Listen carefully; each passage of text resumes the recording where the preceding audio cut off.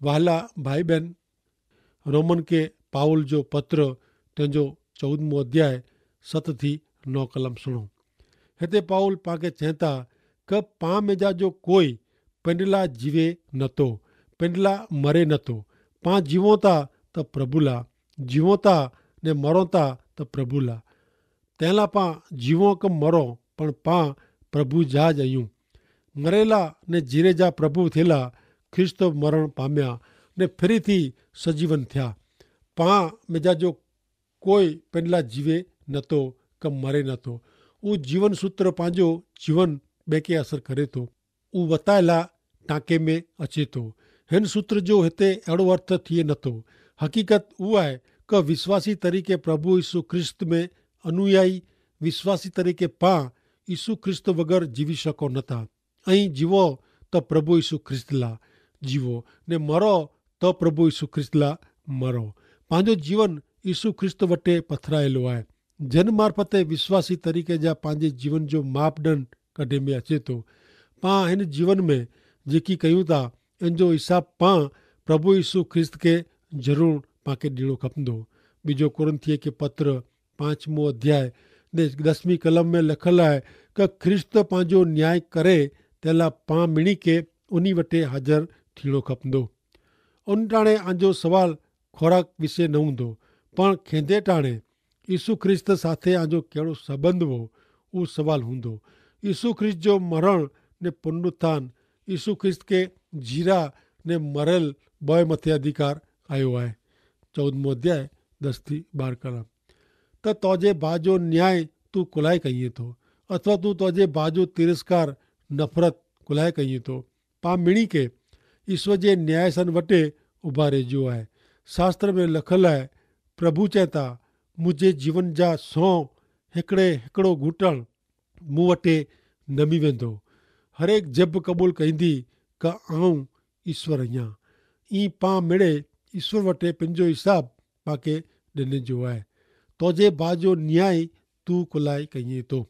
आंखे यादि आहे, प्रभु यीशु ख्रिस्त उहो व्यभिचारी स्त्री खे पाइण से मारे लाइ तैयार थियल आहे। पड़ोसीअ खे चयो कि आम जा जेको हिकिड़ो पण पाप कंहिं न आहे, उहो पहिलो पाइण मारे, ने हिकिड़ो पण माण्हू पाइण मारे न।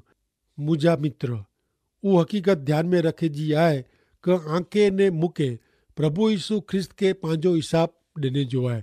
निखालसता से क़बूल कयूं त अमुक बाबति विषय पाण प्रभु यीशु ख्रिस्त खे कहिड़ो जवाबु ॾींदासीं। उहो पण सुझे थी न आहे। ऐं कंहिंजो न्याय करी सघां न। मूंखे मुंहिंजी पंहिंजी चिंता कई खपे।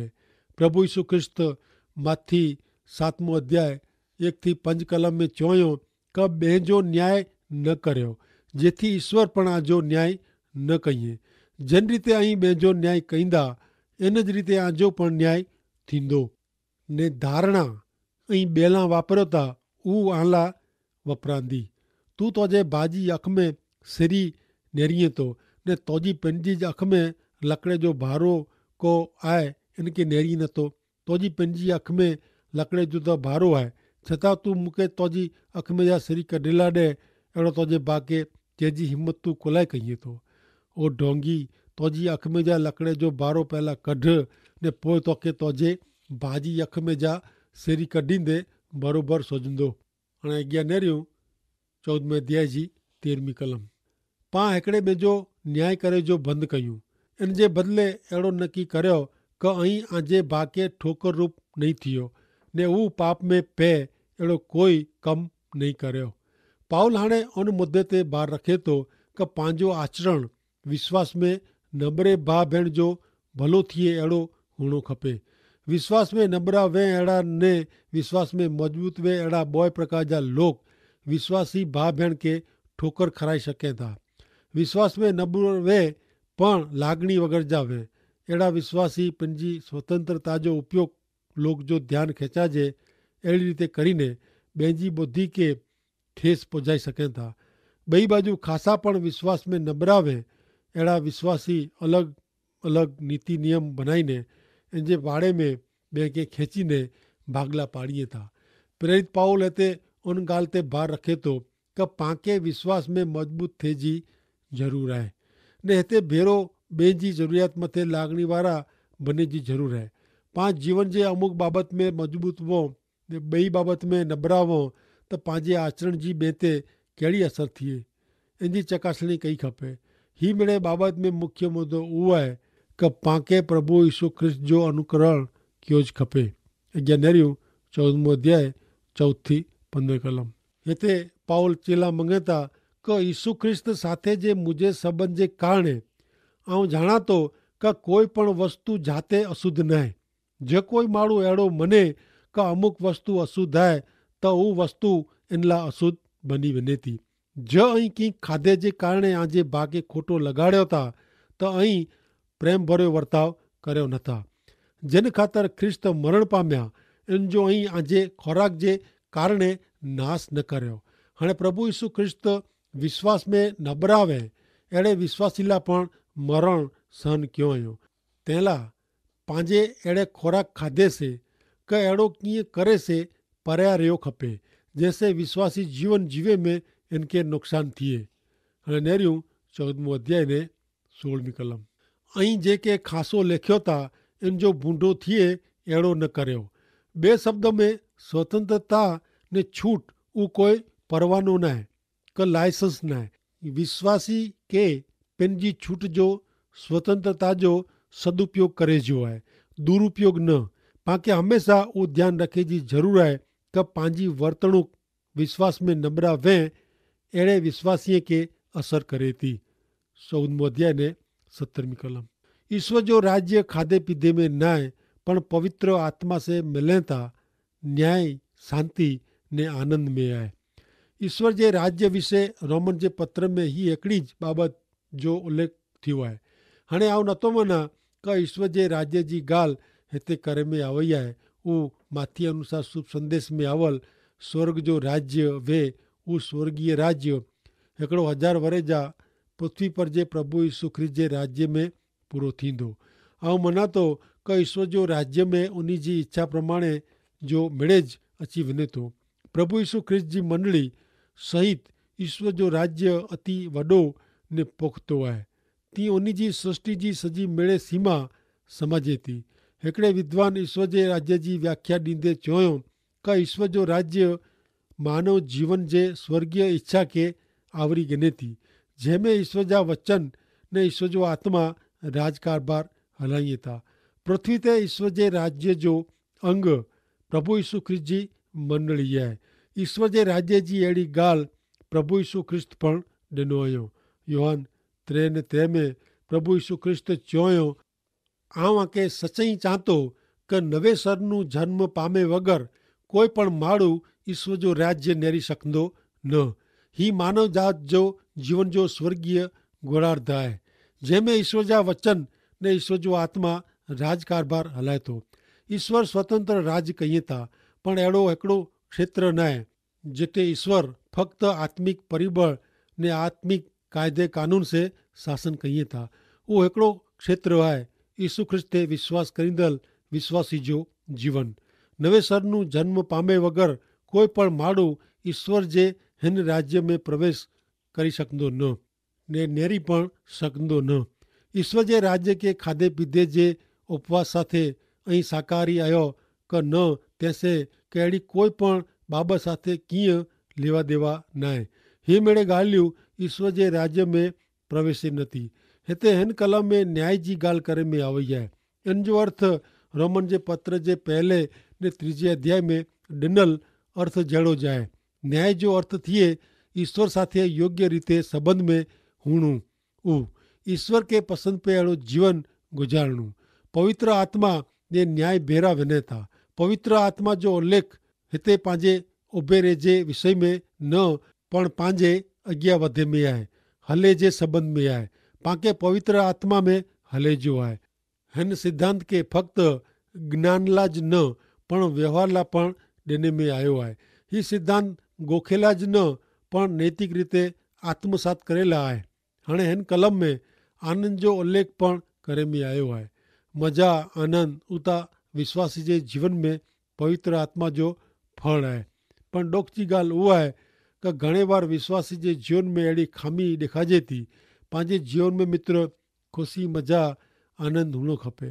इन जो अर्थ कि अहिड़ो नथो थिए कि पाण चरे माण्हू वारे जी खिलिया करूं ने दौड़ादड़ कयूं, पण इन जो अर्थ अहिड़ो थिए थो कि पंहिंजे हृदय में आनंद मज़ा हुअणी खपे।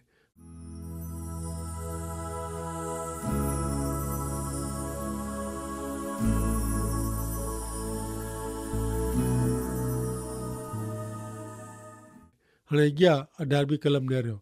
प्रेरित पाउल हिते चवनि था 14 अध्याय ने 18वीं कलम में कि हिन रीते ख्रिस्त जी सेवा करींदड़ ईश्वर खे पसंदि पए था ने माण्हू जो न्याय थिए थो। हाणे जेकी हिते पृथ्वी ते प्रभु यीशु ख्रिस्त जो सचो राज्य स्थापंदो, पण हिते प्रेरित पाउल नवेसरनु जन्म से प्रवेश थिए थो अहिड़े ईश्वर जे राज्य जे आध्यात्मिक बाजू जी ॻाल्हि करे थो। खाधे पीते से यीशु ख्रिस्त जी सेवा थिए नथी, पर पवित्र आत्मा में न्याय शांति ने आनंद से यीशु ख्रिस्त जी सेवा करी सघिजे थी। हिन बाबत में विश्वासी ईश्वर के पसंदि पे अहिड़ो बनी रहे थो ने माण्हू जी नज़र में मान वारो बनी रहे थो। विश्वासी माण्हूअ खे मान्य थिए थो। इन जो अर्थ अहिड़ो नथो थिए कि माण्हू आंजा वखाण कंदा ने फुल जा हार पहिराईंदा। माण्हू त आंखे कदाच हैरान कईं, पर मिजानू सचे विश्वासी ला लोक के मानज वे थो, जेकी लोक पाखंडी ढोंगी ने खोटे विश्वासी जो नकार कईं, इन जो तिरस्कार पण करे। प्रेरित पाउल जो हिन कलम में ॾिने में आवल सिद्धांत सच्चाई घणे खासो आहे। विश्वासी जी चाल चलगत ने इन जी वाणी ईश्वर के पसंदि पे अहिड़ा हुअणु खपे। माण्हू जी प्रेरक बुद्धि के मान्य हुअणु खपे। हाणे निहारियो प्रेरित पाउल अॻियां 14 अध्याय जी 19वीं कलम में कुरो चवनि था, पांखे हमेशा हिकिड़े ॿिए जो भलाई करे जो वीचार करियो खपे ने इन बाबति विषय हमेशा ख़ासो वीचार रखियो खपे। हिन कलम में पांखे ॿ बाबति ला उत्तेजन ॾिने में आयो आहे। पहली बाबति पांखे शांति जहिड़ी बाबति जो वीचार कयो खपे। अहिड़ो पगलो भरेला पांखे पक्को निर्णय करी पूरी इच्छा से अॻियां वधणो खपे। ॿिए विश्वासी खे ठोकर लॻे अहिड़ी कोई पण बाबति खपे त उहो अमुक जात जो खोराक वे त पण विश्वासी के पिन के उन्नू छिटो रखे जो प्रयत्न कयो खपे। पांखे 19वीं कलम में समझ मिलई आहे। इनमें ठोकर रूप वे अहिड़ी कोई पण बाबति जो तिरस्कार जो समावेश थिए थो।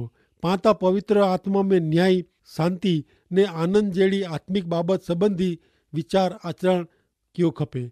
विश्वासी जे जीवन घड़तर जी हीज अगत्य जी बाबति आहे।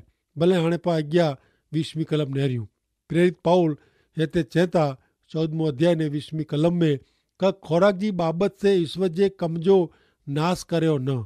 हरेक खोराक खाधे लाइक़ु आहे, पर ऐं जेकी खियो था इनसे कोई माण्हू पाप में पवंदो वे त उहो बाबति ख़राबु आहे।